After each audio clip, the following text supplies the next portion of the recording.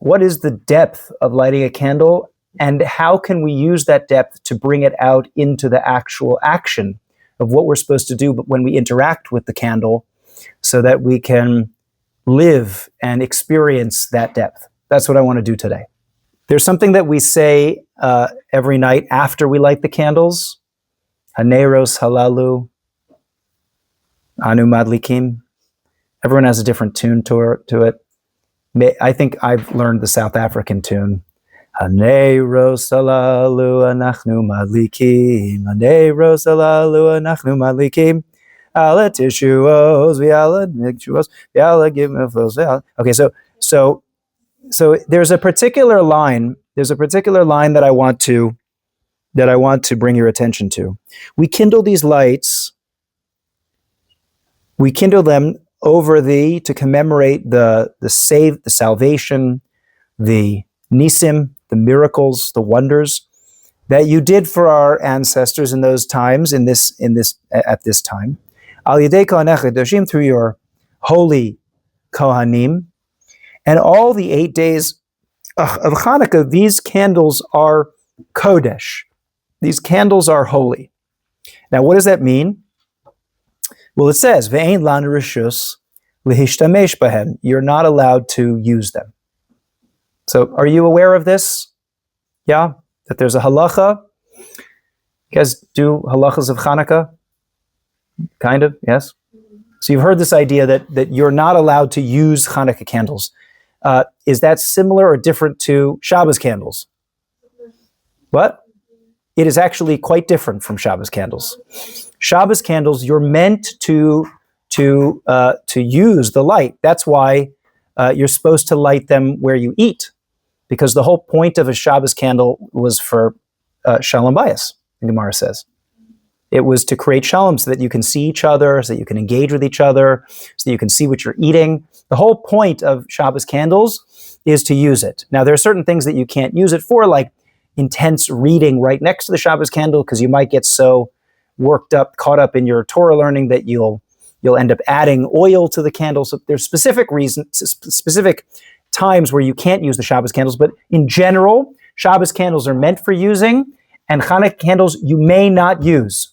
You may not use. So if there is no other light in the room, you can't use the light of the Chanukah candles to go find something in the room, because that's called using the light. And my question is, why? Why not? What's the significance of this halacha? So we're starting from a halacha. We're starting from a rule, right? Rules. The rule of the Chanukah candle is you can't use it. You can't derive benefit from it such that you use the light to do something else. Why not? What does this have to do with Chanukah? We would expect that when we're talking about the laws of Chanukah, every law somehow reflects some deeper idea about Chanukah. So what do you say? What do you think?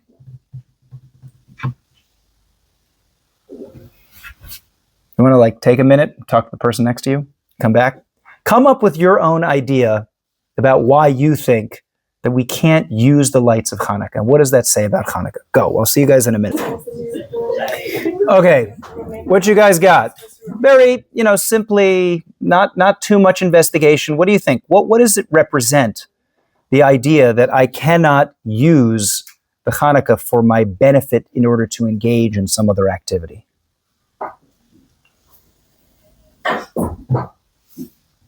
Come on, ladies. Supposed to use your brains. Be creative here.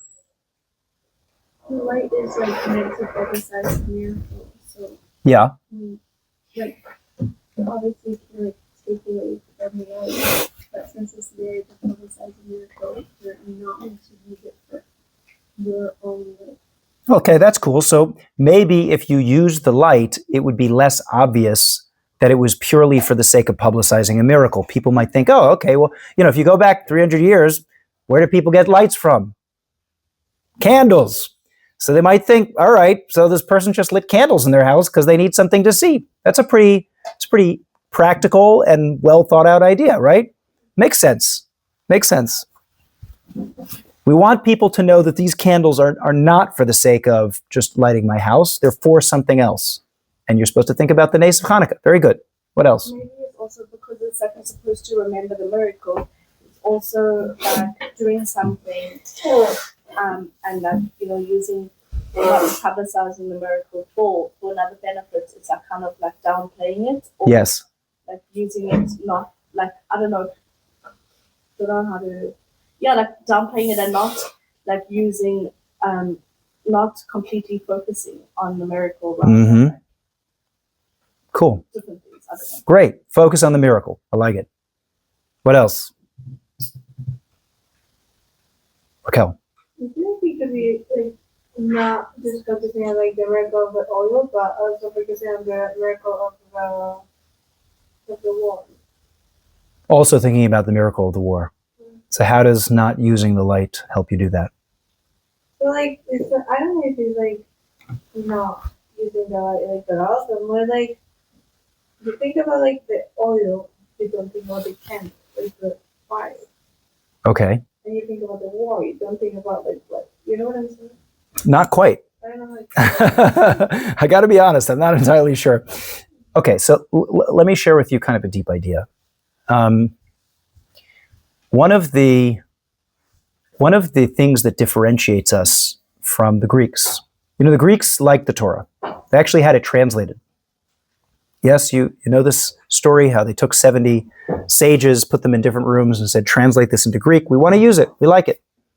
But the Greeks thought of wisdom in a slightly different way from the way we understand it. For the Greeks, all wisdom was useful. All wisdom is useful. It's there to serve a purpose. How does it benefit me? That's how the Greeks understood wisdom, and that's how they understood the Torah. But as soon as the Jews started saying, yeah, but we actually recognize the Torah as an end unto itself. In other words, we learn Torah simply because Hashem told us to learn Torah. That's the way that we connect with something higher than ourselves. Then all of a sudden the Greeks say, yeah, we don't like that. What's this building for? Is it useful? This Beis HaMikdash? No, all we do is we just put things in there just for Hashem. So it's not useful at all. Get rid of it. We don't like this Beis HaMikdash. The Greeks did not like the idea of kadosh, that something is wholly into itself, that it's not useful, it's not usable. The Greeks saw everything in the world as usable. And part of our rebellion and our demonstration that we are not inhabiting that mindset is that we say, I'm sorry, but there are some things that are sacred. There are some things that aren't meant to be used for something else, but rather the thing is an end into itself. Do you guys get that a little bit? That make kind of sense, right? So the Greeks will look at, it's almost kind of like the way that Reform Judaism has turned the Torah into kind of like a useful book for learning ethical lessons from, right? As long as it's useful, I'll read it. But as soon as it does not seem to be useful, I'll throw it out. All the things that have no relevance to my life, I'm the decider. I'm the judge of what is worthy and what is not. That's how the Greeks understood it. So the things that seem to make no sense, bris milah, what are you doing bris milah for? It's ridiculous. The human body is perfect in form and shape. You ever see like Greek statues? The Greeks, more than anyone, were in love with the human form. Right? Prior to the Greeks, the way that other societies, Sumerians, others made statues of humans, they looked kind of almost cartoonish. The Greeks wanted to get all the contours right. That's how you praise the human being. As soon as we say, yeah, I'm sorry, but there's some part of us that actually is in dedication to something beyond the human form, then all of a sudden they wanted to put an end to that. Let me give you an example here, and this goes into our next source. I don't always like to quote Shlomo Carlebach because he was a highly controversial figure. You're not aware? Okay, well, maybe for another time. But at the end of the day, he did have beautiful ideas, and there are big people who are able to kind of separate the wheat from the chaff and and be able to use his stories for good. So there was no doubt that he had incredible amounts of Torah knowledge and was able to translate them into great stories. So we will use the story, but recognize that it's not a complete approbation of the source from which it came. Shlomo Karlebach writes, everyone knows that the whole idea of Chanukah is Ein lanu reshus lehishtamesh behem el lirosim bilvad. You can't use them, but you can only look at them. We can't use the Chanukah light for anything other than to look at them. All the Rebbes say the same thing. The downfall of the world, where did we go wrong, is v'teira ha'isha ki tova eitz l'machal. The woman saw that the tree was good for eating. She saw that it was good for something. It wasn't just to be looked at, enjoyed on its own, for its own sake. But rather, the woman said, well, what good is this for me? What can this do for me? How will this be beneficial to me? The way Chava looked at the tree was the beginning of all darkness. The tikkun of Chanukah is when we fix the way we look at anything in the world. So it's about sight, by the way. The main mitzvah of Chanukah is to see something. Compare that, by the way, with the main mitzvah of Purim. What's the main mitzvah of Purim? To hear the Megillah.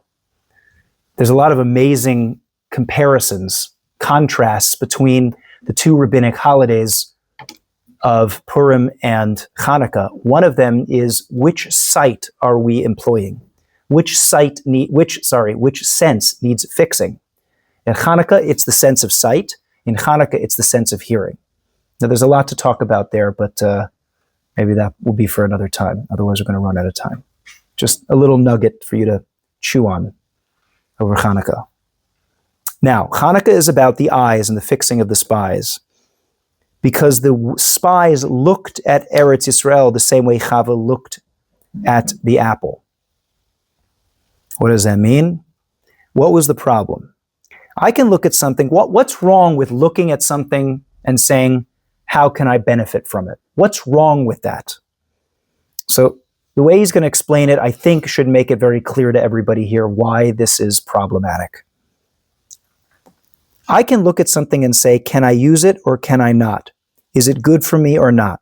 I can look at Eretz Yisrael and think, is it good for me or is it bad for me? Just like the spies said. The spies were looking at it from an instrumental point of view. Is this a useful tool for me or not? Because if it isn't, then I'll reject it. But the tikkun of Chanukah is that I'm not trying to use it for anything. I'm just so glad it's there. You know, friends, the Torah of Chanukah is so deep. Sometimes I learn the Torah and I think, what's the Torah doing to me? Is it making me more holy? Am I learning something from it?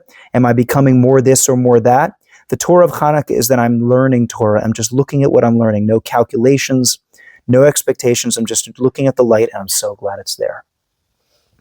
There's something that changes in a relationship when you appreciate the thing for itself as opposed to for what it does for you. Let me ask you a question. Is it a healthy friendship when you choose your friends based on what they can do for you? What does it mean to have a friend? What does it mean to love somebody really? It means you just appreciate them. You're glad they're there. You just like them. They don't have to do anything for you. You can just be in their company. And even if they're having a bad day and they're not so funny and they're not so pretty and they're not so whatever, you still like them. Because you appreciate them for who they are, not for what they do for you. That's what it means to treat something as sacred. You know, Immanuel Kant, you've heard of him? Philosopher, Immanuel Kant. He said that he had these he tried to create these principles of ethics that from pure reason. In other words, to come up with the perfect ethical principles that you could never argue with. And one of his principles was, you can never use another human being as a means to an end. because it devalues the sacredness of the human being.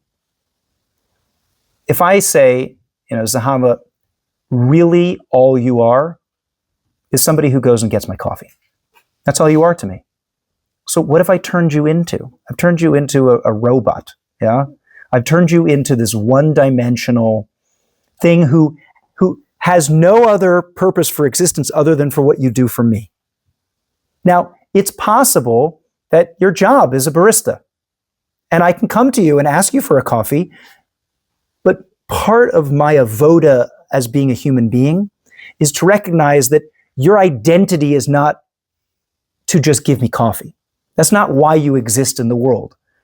You're trying to pay your bills. And so part of that is you want to earn your money, and that's very praiseworthy. And therefore, I'm going to be very, respectful of a person who's doing a job that I'm willing to pay for so that you can earn your bills and I can have a coffee. But at the end of the day, you're a human being. You're a human. You're not just a coffee server. That's what the difference is between looking at something or someone as, can I use you or not? As opposed to, who are you? What's intrinsically worthwhile about you? So the first way that we can understand what the halacha of this candle is doing for us is getting us to appreciate that certain things in this world are not a means to an end. Getting ourselves to stop thinking about, what does it do for me? How does it benefit me? How is it good for me? At the beginning, the reason why people, I teach a fair number of Balei Tshuva, and a lot of people say the reason why they became from is it made me feel good, it helps me to be a better person. Eventually, those people need to get to a place where they say the reason why I'm a frum Jew is because that's who I am.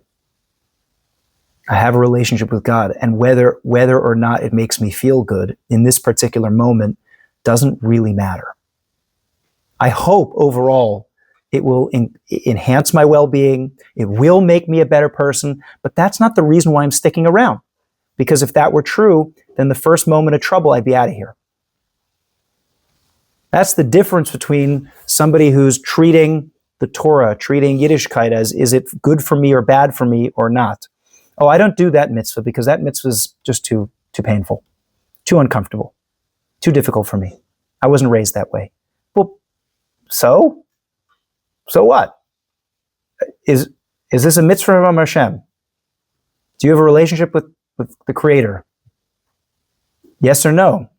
If yes, then this is how you honor that relationship. That's it.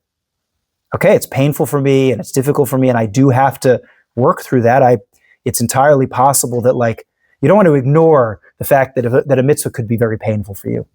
That probably means that there's some baggage that I have to work through. There's some sort of a trauma that, my third grade teacher yelled at me every time I rolled my skirt up or something. And now in an act of defiance, I refuse to wear a long skirt, whatever it is. I don't know. I'm just picking that as an example. My kids, I don't know, the thing in school is to roll up your skirt. It's like this little act of rebellion.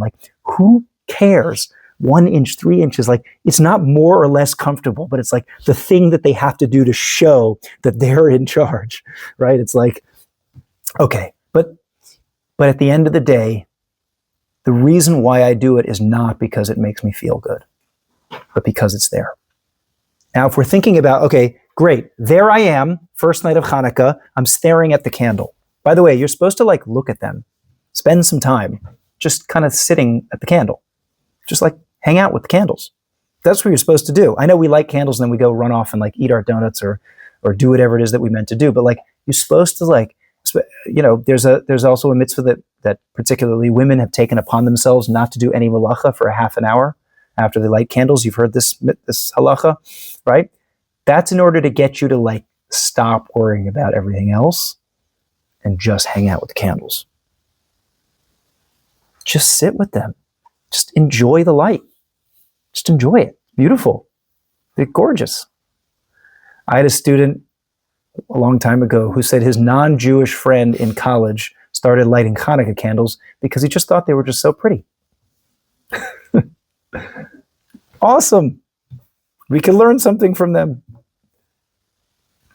So the first way to engage with the candle, the deeper idea, the deepest idea of Chanukah is that there's a recognition that there's something that's sacred.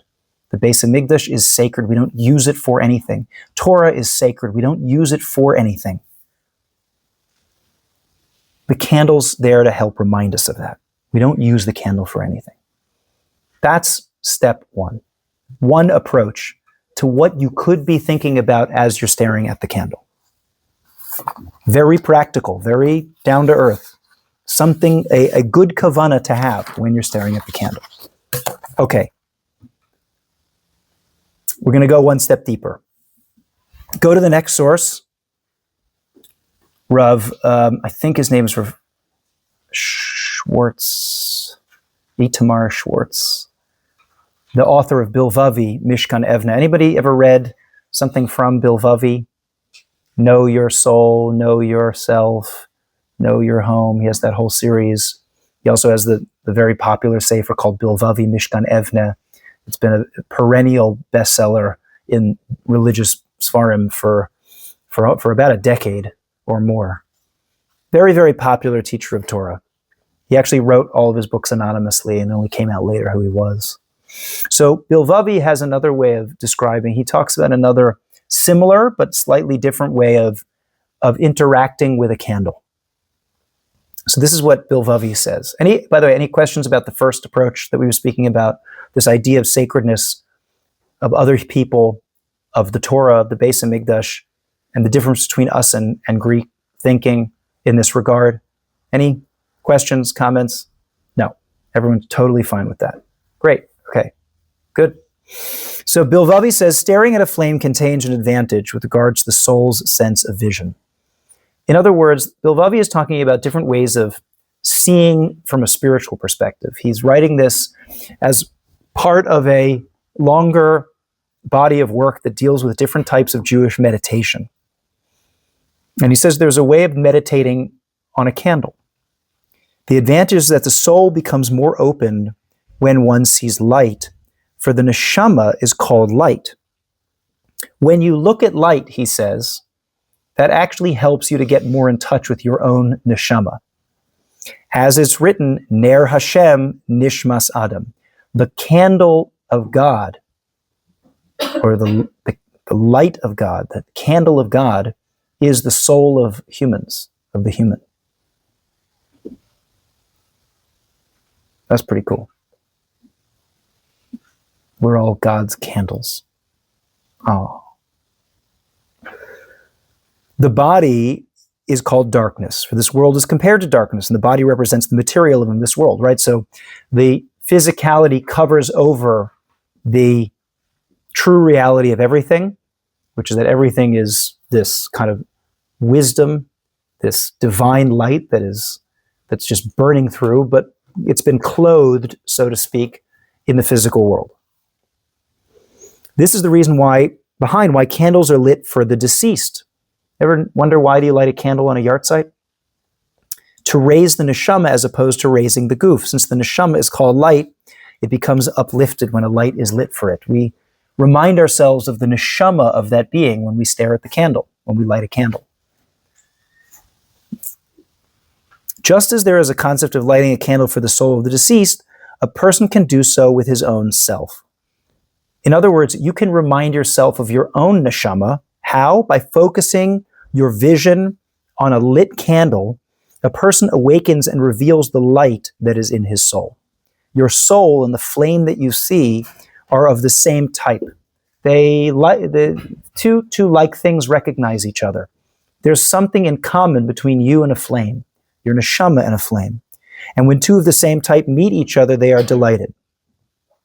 So the Bilvavi here is describing a particular type of meditation that helps you to reacquaint yourself with the spiritual part of you.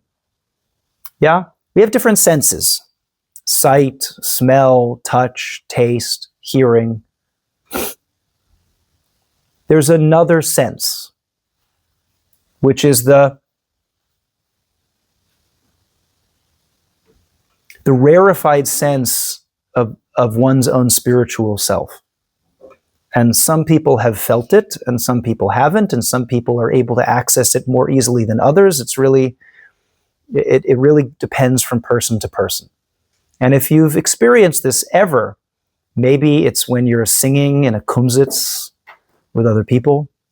Maybe when you're looking up at the night sky. Maybe when you're walking through nature and you have that sense of calm and serenity, and there's something that you connect to that's beyond just your physical senses. Maybe it's when you hear a really beautiful idea of Torah. Maybe it's in that rare moment when you're davening and you really feel like you're connecting. There is something that a person experiences that is beyond his or her body. Bodily sensations. So how do we work on that? Because it's always nice to experience that. It feels good. So how do we work on that? Practically. Bill Vavi says, stare at a candle. Stare at a flame. Let's see how he says to do it. The avoda, the work that we're currently discussing, is that one focuses his vision on the flame of a lit candle. This is not accomplished by merely sitting in a room surrounded by candles. It is rather to look deeply into the flame of the candle. You can't just be in the presence of the candle, but you have to fill your vision with the candle itself. A meditation, so the philosopher Descartes wrote his major work called Meditations. And meditation really is the ability to focus on one thing. Is to place something in your mind and hold it powerfully. Now, we've spoken previously that the mind likes to move, and perhaps we need to we cannot think of something that's entirely static, but that's good because a flame isn't actually static. A flame is constantly moving. So it's actually easier to keep a flame in your gaze and in your attention for a longer period of time because it's moving. It is an act of bonding of the soul, and it's an experience that cannot be described in words. Now, there are certain things that we've spoken about in this class which I can imagine might be embarrassing for you to practice them in public. So, for example, if you remember, we were talking about Rabbi Yisrael Salanter's Hispilus, the act of repeating a pasuk or a piece of chazal or something inspiring to you over and over and over again till you get to the point of emotion. So that's not always so easy to do in the presence of other people. It may not be so easy for you to sit and stare at a candle when other people are present because they might start whispering about you. What is she doing? She's been there for 10 minutes. She hasn't moved.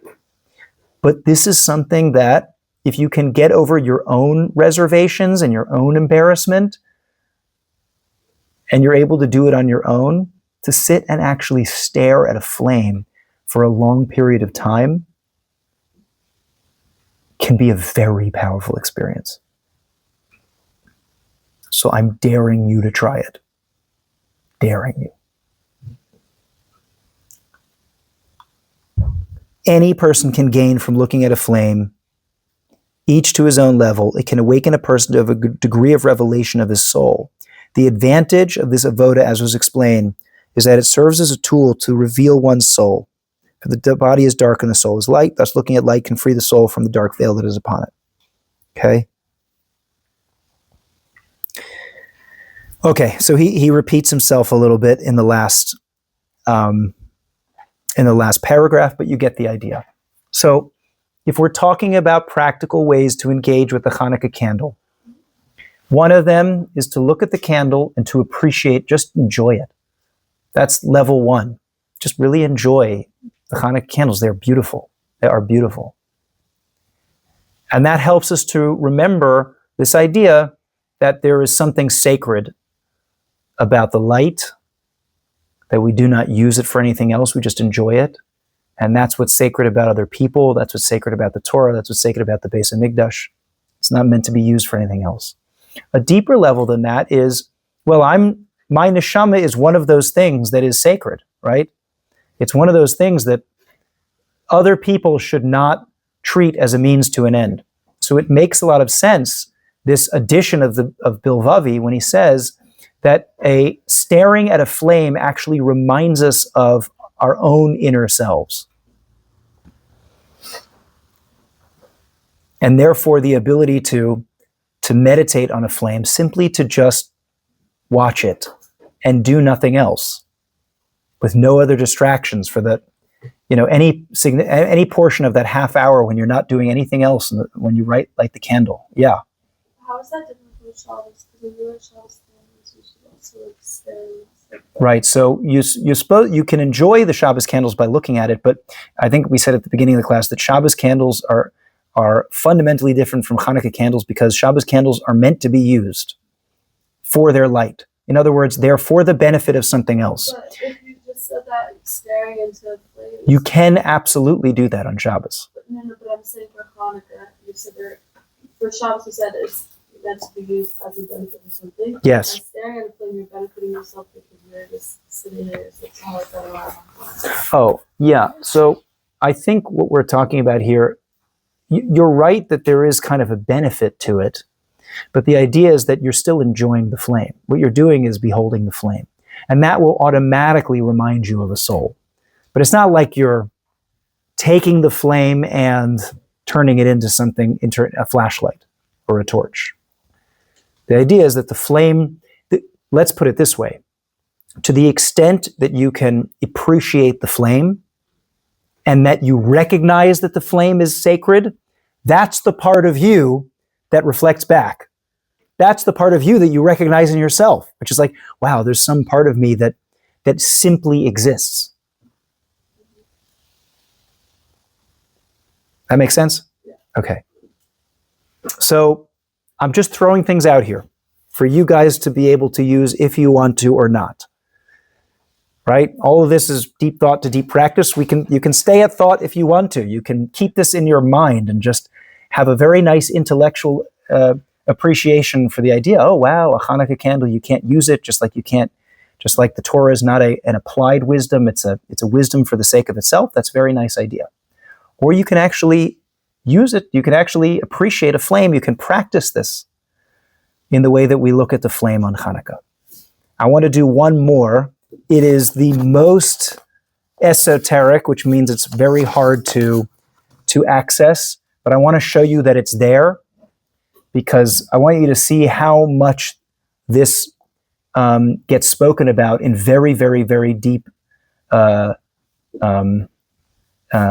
circumstances. The next source comes from Rabbi Aryeh Kaplan's Jewish Meditation. Has anybody ever read that book? It's a short little book. Very cool. It's a nice introduction to practical Jewish meditation. And lo and behold, one of the things that he talks about is how to meditate on a flame. So there's a lot of people, this is not just coming from one, small place. We're supposed to look at them. We're supposed to behold them and to stare deeply into them. And these things can do things. So take a look at this. This borderlines almost on bizarre, but this is something that has been written about by more than one person. So it's not just one person's hallucinations. Rabbi Aryeh Kaplan on the last page says, another type of contemplation mentioned in the Zohar involves a candle or oil lamp. Many meditative systems make use of a candle, in other words, even outside of the Torah, outside of Judaism, but Judaic sources indicate a preference for a small lamp using olive oil and a linen wick. This would be like the great menorah that stood in the Jerusalem temple, which may have also been used as the object of contemplation.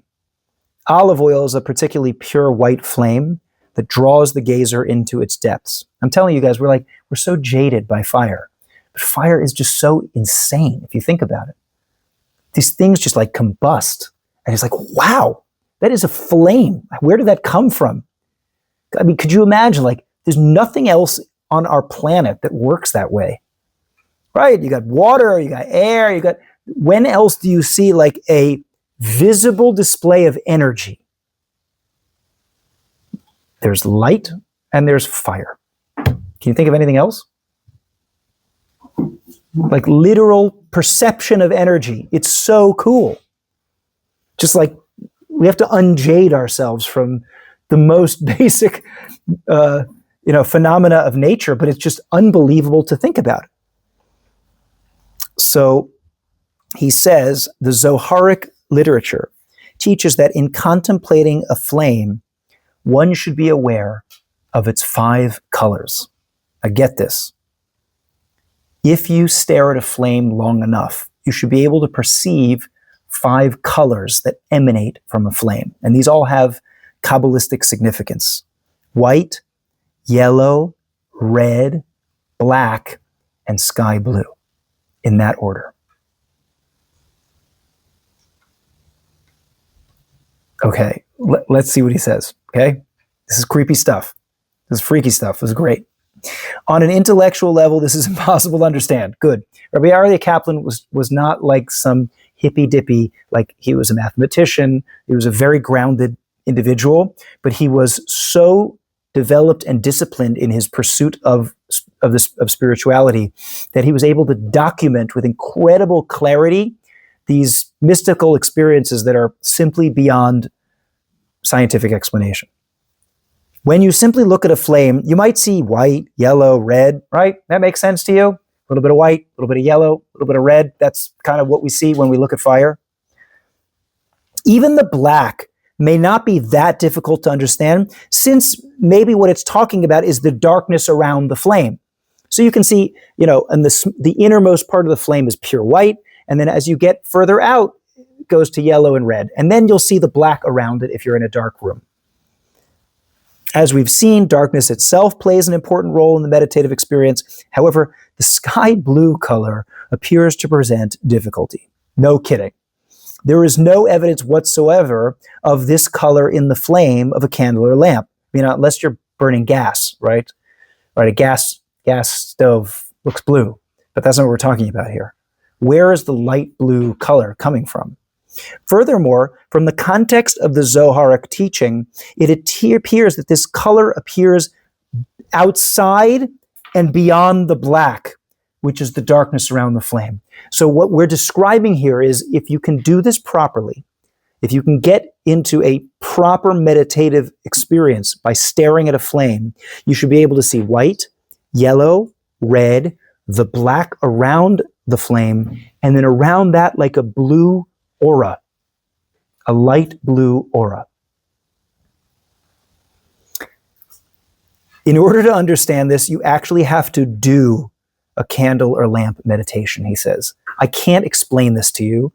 I can't describe it to you. You actually have to just experience it yourself. It should be done in an otherwise dark room with the candle far enough from the walls that it casts no light on it.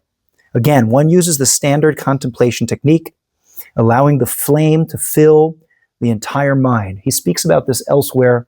You may have the book in the library, but it's worthwhile for anybody who's never done any meditation to kind of get a basic sense of what a meditative technique is. The ability to allow thoughts to enter and exit your mind freely, to be able to allow one thought or one idea or one image to occupy your mind to the exclusion of everything else. And I did mention to you previously that one of the cheat ways of doing this, or really, an accurate way to be able to do this, is because the human mind does not like to fixate on anything that's static, right? Our minds like to move. That's why we get distracted. But if you allow yourself to either focus on multiple parts of one thing, which then allows your mind to move around that thing, or if you behold something that is itself not static, i.e. a flame itself is constantly moving, that should make it easier because your mind will move with the flame. You get what I'm saying? Right? If I say stare, just close your eyes and think about just an ice cream cone. Eventually, after 5 seconds, 10 seconds, eventually your mind will automatically wander onto something else. But if I say to you, first I want you to stare at the kind of the round part of the ice cream on top, then that kind of ring that goes around the ice cream, and then come down to the waffle part of the cone and then go back down to the tip and then come back up to the other side of the cone and then back up to, and then stare at the little flakes inside the ice cream. So you can do that all day because your mind, you're giving your mind a place to wander to. That's how you meditate for something for a long period of time. Your brain doesn't like to stay static, so give it places to go to. Break something down to its component parts. You can also do this with the flame. You can allow the flame to move around and see the flame is over here and the flame is over there, and I'm staring now at the wick and I'm staring at the inside and I'm gradually moving out to the outer extremities of the flame. I'm kind of staring a little bit around the darkness of the flame, and I allow, as I do that, gradually the entire flame takes up my whole vision. So that would be one way of trying to do this on your own. And you know what? If you can't do it on the first time, that's okay. Because it's a whole other way of using your brain, which in the Western world, we don't teach people how to do, and so we're not used to do it. Okay, but that doesn't mean you shouldn't try. So you use the standard contemplation technique. One becomes aware of the colors of the flame, the white, the yellow, the red. Each color and gradation of color is extremely significant. One is aware of the heat and energy radiating from the candle. Again, it takes on a kind of a different quality when you are meditating on a certain object. It becomes more animated, it becomes more three-dimensional, it becomes richer and fuller. And as in the case of the hand strength mentioned above, one reaches a level at which one can actually see these abstract energies. Then you concentrate around the darkness of the flame and you start to contrast, right? So what he's doing is he's allowing you to move your perspective around. You can look at the white, you can look at the yellow, you can look at the red, then you can look at the blackness around the flame, come back to the flame, contrast the blackness of the surroundings with the lightness of the flame itself. These are all different ways that you can move your mind as you're doing this. You can see it as a velvety blackness that appears to radiate darkness. This may be analogous to the black fire or lamp of darkness discussed in Talmudic and Zoharic literature. In this sense, experiencing the darkness can be more profound than experiencing the light, which is a really cool idea, which we don't have so much time to get into at all. But when you get deeper into the meditation, you'll begin to see a sky blue field around the darkness. The blackness will extend for a certain distance around the candle, but around this will be an experience of pure sky blue. It will be, and he's telling you this because he's done it, the most beautiful sky blue color imaginable, like that of the summer sky over the Holy Land, which you all know because you've seen it. The color will have an almost awesome beauty. So, okay, he keeps going on about this, and if you want to read more, you can read more. But I felt that it was important to bring this because when we're talking about a simple mitzvah that says that you don't have permission to use the light, rather to behold it, just to look at it. So on the very simple surface, you can see it as like, okay, like I recognize that this light doesn't serve another purpose other than the light itself. But I think it's also speaking to something else, which is if you start thinking about what can the light be used for, then you've actually done the disservice of skipping over the light itself. In other words, sometimes the best things happen when you're forced into focusing on them to the exclusion of everything else. You know, sometimes you're stuck somewhere and you don't have your phone and all you have is like, I don't know, a book. And you read, and my kids, they don't have phones. You know what they do? They read their same books over 5, 6, 7, 8, 9 times, again and again and again. How many of you have ever read a book twice? It's good, isn't it? It's a book that you like. It's a book that you enjoy. And it's like enjoyable the second time around too, because you notice things that you didn't notice before. Isn't that amazing? I grew up, thank God, in a time before streaming videos. So all we had were videotapes. And I had to watch the same movies over and over and over and over again. And you know what? I've watched The Matrix about 60 times. And every time it gets better. Every time it gets deeper. My appreciation for it gets more profound. If you keep thinking about like, right, today it's like, I need novelty, I need something new, I need something to stimulate me, I need something to like make me feel something, either happy or sad or whatever we use movies for. But eventually, when all you have is the thing itself, you say, okay, well, now let me just see what happens if I go a little bit deeper. I give myself permission to do that. That's what the first half hour of Chanukah is doing. When it says, don't do any other malacha, don't use it for something else, just use it. Just look at it. Look at it and see what happens. Because you might find that you'll enter into some insane Kabbalistic meditative trance, like Rabbi Aryeh Kaplan.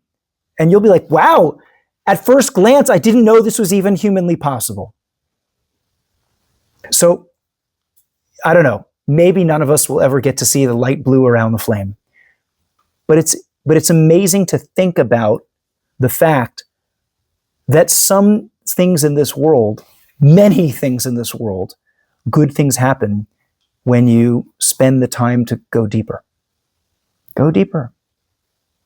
We read the Torah every year, same thing, every single year.